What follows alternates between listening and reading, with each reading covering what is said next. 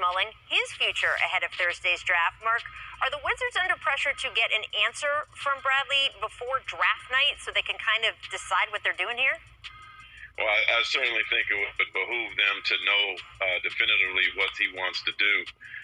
But I think Bradley has $181 million worth of reasons to hold tight and maybe figure everything out later. I'm told as of this morning there has been no request, even though there's been a lot of speculation that such could take place. We're a couple days before the draft.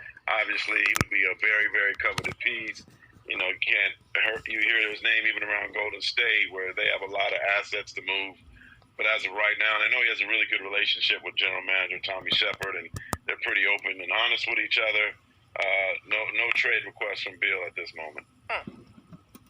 Yeah, Rachel, and I think the pressure on Washington was right when the season ended, right when they lost in the first round to Philadelphia. And their general manager, Tommy Shepard, came out and said, this is not a run-it-back type team, right? We're not going to bring back some of the same faces that were on the roster, and they've got 5 or 6 free agents, including players like Robin Lopez, Ish Smith. So for Beal, I think the next couple weeks are going to be critical from the Wizards. It's similar to what we're going to see in Portland, right? As far as the pressure on the organizations to try to build a championship-level team. And when you have Beal and Russell Westbrook making $75 to $80 million of your salary, it is going to present a challenge. And as Mark said, with that extension, he's eligible to sign a $180 million extension starting on October 1st. He can get $170 million from another team in the offseason with cap space. So there's not much of an advantage. The advantage comes with that 5 years, $235 million contract that he can sign with Washington, or perhaps if he's traded during the season with his new team. Yeah, and that's certainly what players on other teams are going to be saying to him. Hey, you can pretty much get almost as much money with us. And we talk about Team USA and the Olympics being such strong recruiting ground. Mark, you mentioned Golden State. I don't know if during training camp, Draymond was in Bradley Beal's ear saying, hey, you know he was. Hey. Now, Bradley, of course, unfortunately went into the health and safety protocol, so he did not make the trip to Tokyo. He is not with these guys on the trip, but he was with them for 2 weeks in Las Vegas. There's a lot of names that are on a lot of teams that could use a Bradley Beal. So I don't know what conversations were happening behind the scenes. Bobby, I do want to ask you, though, you mentioned some of these contract numbers Bradley is eligible for. As Mark said, he's got 181 million reasons to stay in D.C. But what about from the D.C. side? The last Supermax they gave out was to John Wall. We saw how that worked out. They're still paying Russell Westbrook, who is on a Supermax that he signed in Oklahoma City.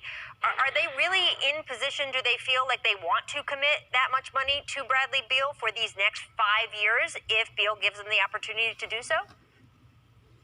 Yeah, I think if Bradley Beal walked into Tommy Shepard's office today and said, I want to sign that $100 million extension, or let's play it out and I will put my name to 235, I think Tommy would give him a nice handshake agreement. And I think and a pen. The Supermax gets, we know the Supermax gets tricky because, Rachel, what happens is that teams are paying usually for the past, not much for what the future is. And when we saw it with Chris Paul, when we get to years 4 and 5 and you're paying a guy $45 to $50 million and maybe the production is not there, it's tough to continue to build the team. But I think if Bradley Beal gives his commitment to Washington, I think they will gladly sign on the dotted line there. Well, the good thing with Beal is that he's still younger than a lot of people realize he is. He does have 5 years projected of production ahead of him, and it does pay me to say this because it's my hometown, but Washington, D.C. just has not been a free agent destination. So if you've got a guy like Bradley Beal, I got to think you will do everything and pay anything